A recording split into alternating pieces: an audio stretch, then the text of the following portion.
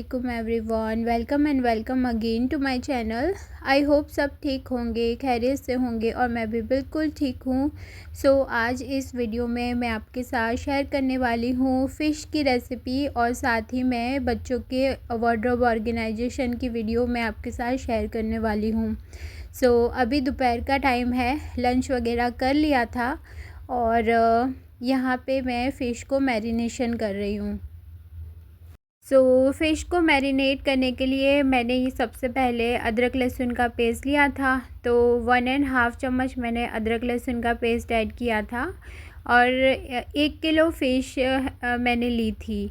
और साथ ही में जो बेसिक घर के नॉर्मली मसाले होते हैं वो मसाले मैंने इसमें ऐड किए थे। और मसाले मैंने थोड़े ज़्यादा लिए हैं क्योंकि मुझे साथ में फ़िश करी भी बनानी है। मैंने यहाँ पे धनिया powder, red chili powder, salt, हल्दी पाउडर लिया था। साथ ही में मैंने ब्लैक पेपर पाउडर भी ऐड किया था और ज़ीरे का पाउडर भी ऐड किया था। मसाले की क्वांटिटी अपने अकॉर्डिंग आप यूज़ कर सकते हैं। जितना आप कम ज़्यादा स्पाइसी खाते हैं उसके हिसाब से आप मसालों की क्वांटिटी कम ज़्यादा कर सकते हैं। और साथ ही में मैंने यहाँ पे तंदूरी चिकन का मसाला था वो भी मैंने इसमें ऐड किया था ताकि अच्छा सा कलर आ जाए। और सारे मसाले ऐड करने के बाद मैंने एक पूरा बड़े साइज़ का लेमन था उसे मैंने स्क्वीज़ कर लिया था। और साथ ही में मैंने 3 चम्मच ऑयल लिए थे और ऑयल को मैंने ऐड कर लिया, हल्का सा पानी ऐड किया था और उसकी पेस्ट मैंने बना ली थिक सी।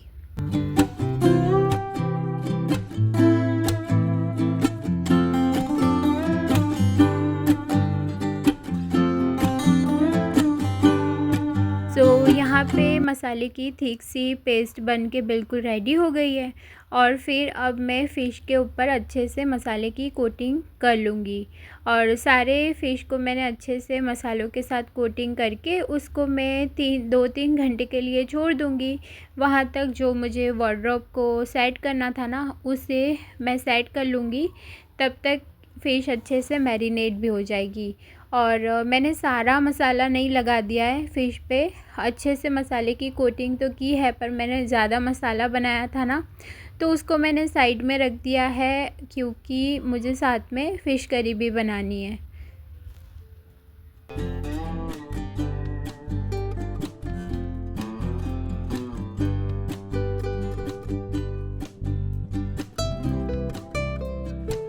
अब मैं आ गई हूँ कबीर के कमरे में और कबीर का जो वार्डरोब है ना वो पूरा मैंने खाली कर दिया है और सारे जो कपड़े हैं उसके बेड पे मैंने रखे हैं। और इसे वार्डरोब को ना मैं पहले तो अच्छे से क्लीन कर लूँगी। ये DIY लिक्विड जो है वो मैंने बना के रखा हुआ होता है तो उसी से मैं अच्छे से क्लीन करूँगी। इस लिक्विड को बनाने के लिए मैंने यहाँ पे डिश सोप का थोड़ा सा लिक्विड लिया था और उसमें मैंने हाफ़ क्वांटिटी में पानी और हाफ़ क्वांटिटी में विनेगर ऐड किया था। ये लिक्विड ना बड़ा अच्छा सा बन के रेडी हो जाता है। इसे मैंने अच्छे से पूरे वार्डरोब पे स्प्रे कर दिया है और उसको अच्छे से कपड़े से मैं क्लीन कर दूंगी ताकि एक एक ड्रॉअर और एक एक जगह जो वार्डरोब की है वो अच्छे से क्लीन हो जाए। और उसको मैं थोड़ी देर के लिए खुला छोड़ दूंगी ताकि इसमें जो मॉइस्चर है ना वो बिल्कुल ख़त्म हो जाए। वहाँ तक जो कपड़े हैं उसके वो सारे मैं फ़ोल्ड कर दूंगी।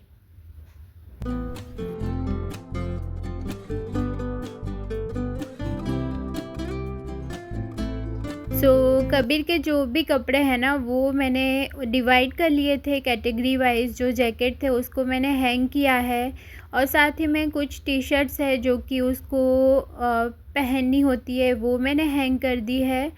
बाकी जो कपड़े हैं जो कि घर में पहनने के वाले जो कपड़े हैं उसे मैंने बास्केट में रखा है। शॉर्ट्स मैंने डिवाइड किए हैं, शर्ट्स मैंने डिवाइड किए थे। नए कपड़े, पुराने कपड़े, इस तरह से कैटेगरी वाइज जो भी कपड़े हैं उसको सबसे पहले तो मैंने अलग कर दिया था। और फिर जो भी हैंग करने वाले जो कपड़े हैं उसे मैंने टी शर्ट्स को और सेट्स को मैंने हैंग कर दिया है। और बाकी जो भी कपड़े हैं ना जो कि मुझे लगता था कि उसको प्रेस की ज़रूरत है उसको मैंने प्रेस कर लिया था। ये सारी चीज़ें डिवाइड करने में इतना टाइम लग गया था क्योंकि कुछ कपड़े ना साइज़ में भी छोटे हो गए थे, तो उसको मैंने डिस्कार्ड कर दिया।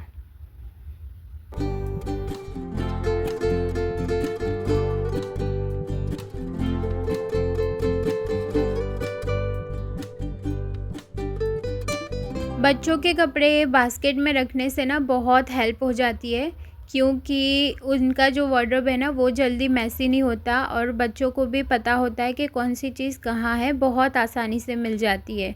तो जो उसकी टी शर्ट थी वो मैंने फ़ोल्ड कर दी है और नए जो भी कपड़े उसको मैंने हैंग किए हैं। और इस तरह से ना मैंने सारे जो कपड़े हैं उसे सबसे पहले तो हैंगर में जो लगा के रखे थे उसको मैंने सबसे पहले हैंग किया है।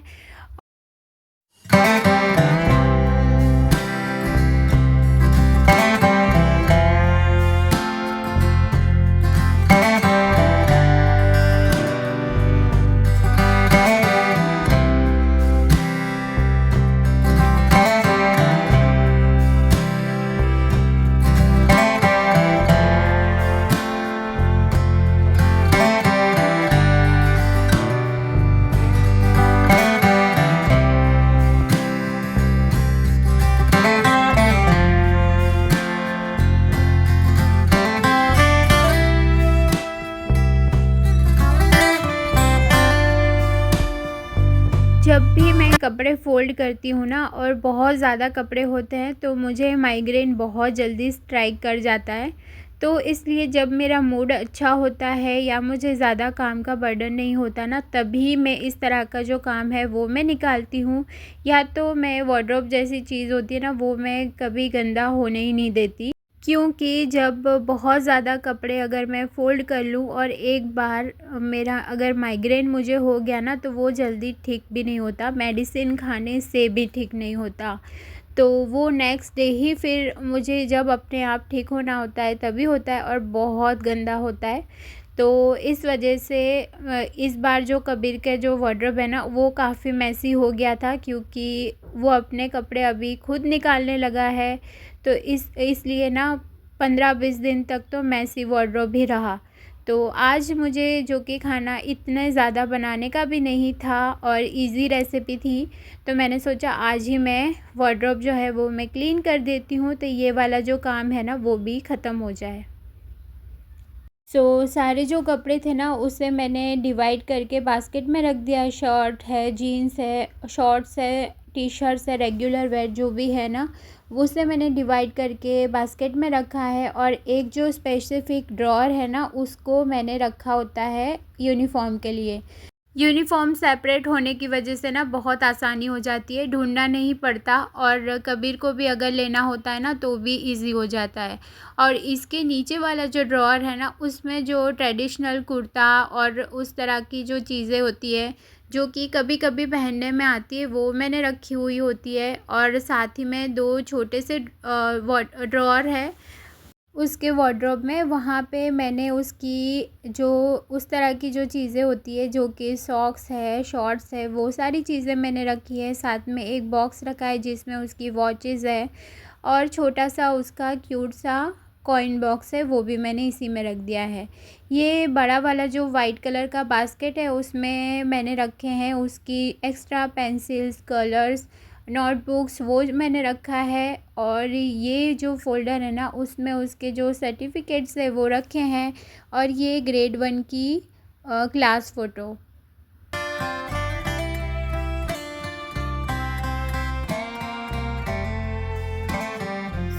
उसे भी मैंने फ़ोल्डर में रख दिया है। और ये जो नई जो बुक है रीड करने के लिए उसने ली थी जो कि अभी तक इसने रीड नहीं की है, वो भी मैंने यहाँ पे रख दी है। और ऊपर वाला जो ड्रॉअर है ना उसमें मैंने यहाँ पे रखा है उसके पास जो चीज़ें रहती हैं हमेशा।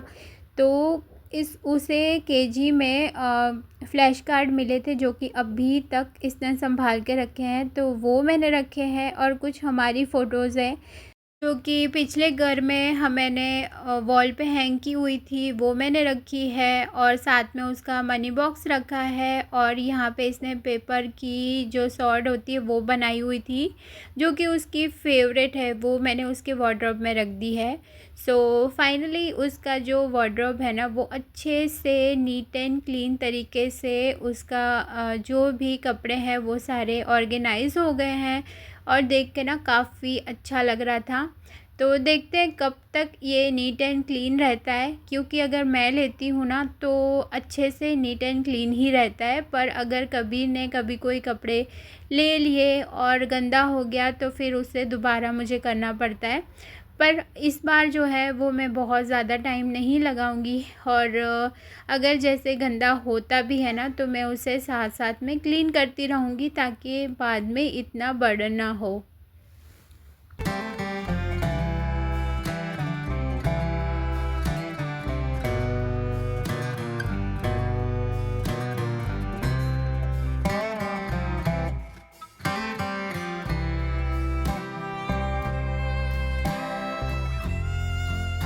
तो वार्डरोब तो क्लीन हो गया और काफ़ी ज़्यादा टाइम भी लग गया था। और कबीर टीवी देख रहा था और टीवी देखते देखते वो कब सो गया पता ही नहीं चला। नून में नहीं सोया था वो, और मैं कोशिश करती हूँ कि नून में जो भी इसकी स्टडी है वो ख़त्म कर दे और रात को फिर मैं इसको जल्दी सुला दूँ।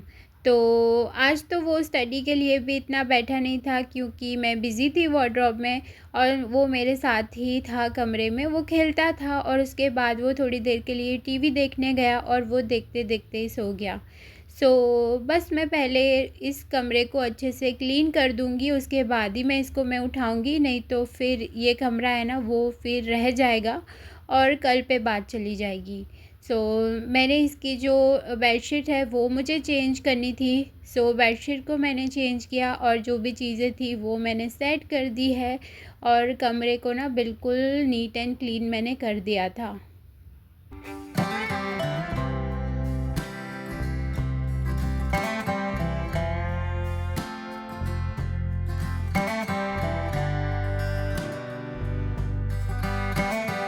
और ये वो कपड़े हैं जो कि डोनेट करने हैं, जो कि कबीर को काफ़ी छोटे साइज़ में हो गए थे, तो उसे मैंने अलग सेपरेट करके रख दिया है और वो मैं डोनेट कर दूँगी।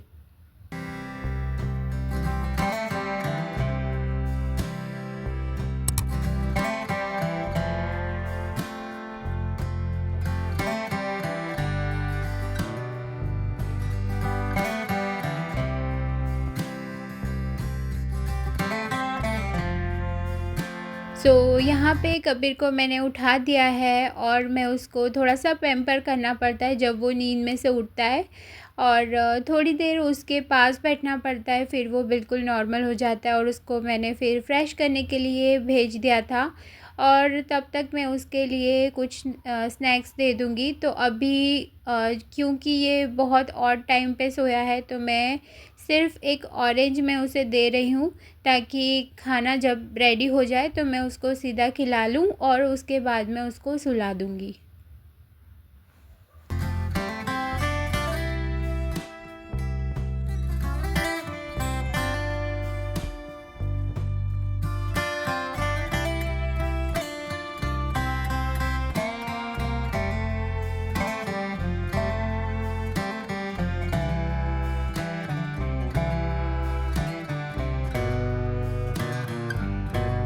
तो यहाँ पे डिनर बनाने की प्रिपरेशन मैं कर लेती हूँ। तो राइस को मैंने बॉईल होने के लिए रख दिया था और राइस बिल्कुल रेडी हो गए थे, और अब फ़िश फ्राई करने के लिए मैंने ऑयल को हीट अप होने के लिए रख दिया है, और मैंने बहुत ज़्यादा ऑयल नहीं लिया है, बिल्कुल मीडियम ऑयल लिया था, और ताकि अच्छे से फ़िश फ्राई हो सके, और इसी जो ऑयल है ना उसका यूज़ करके मैं फ़िश करी भी बना लूँगी।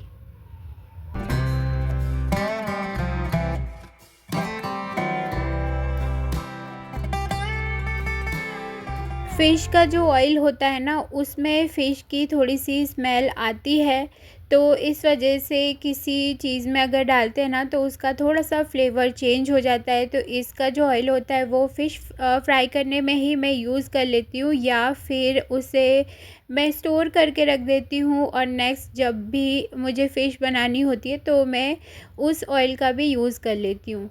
तो फ़िश को मैंने फ्राई कर लिया है और जब उस एक तरफ से फ़िश अच्छे से फ्राई हो गई तो उसकी मैंने जो साइड्स है ना वो मैंने पलट ली थी। और मीनवाइल जो रोटी मुझे डालनी थी डिनर के लिए तो मैं रोटियां भी डाल के रेडी कर लेती हूँ।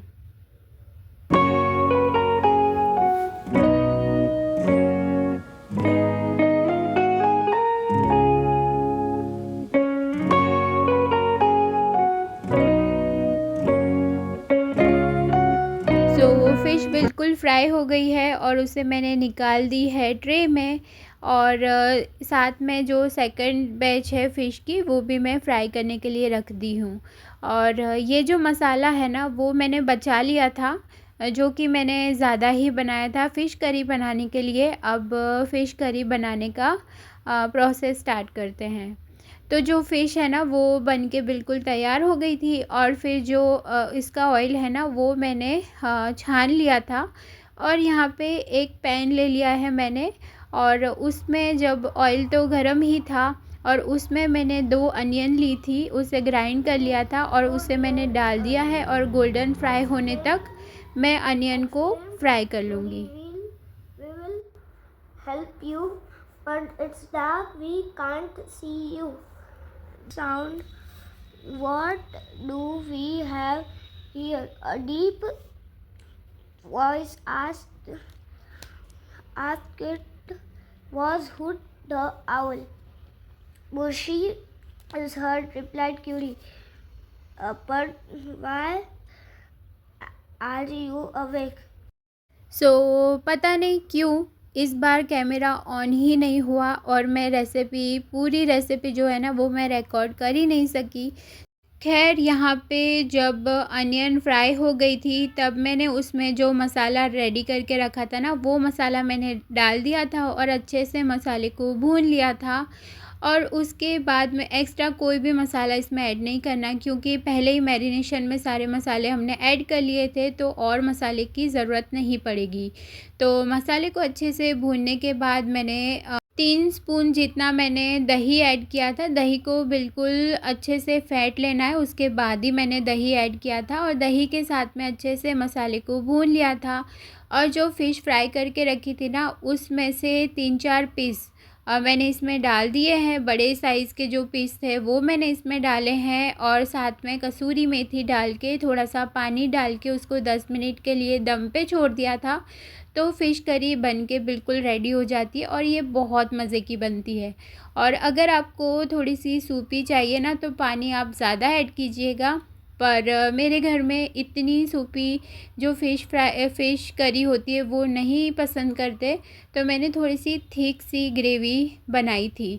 और साथ ही मैं जो फ़िश रेडी की थी वो भी बड़ी मज़े की बनी थी और राइस मैंने बना लिए थे, तो ये ग्रेवी के साथ ना ये राइस बहुत मज़े के लगते हैं।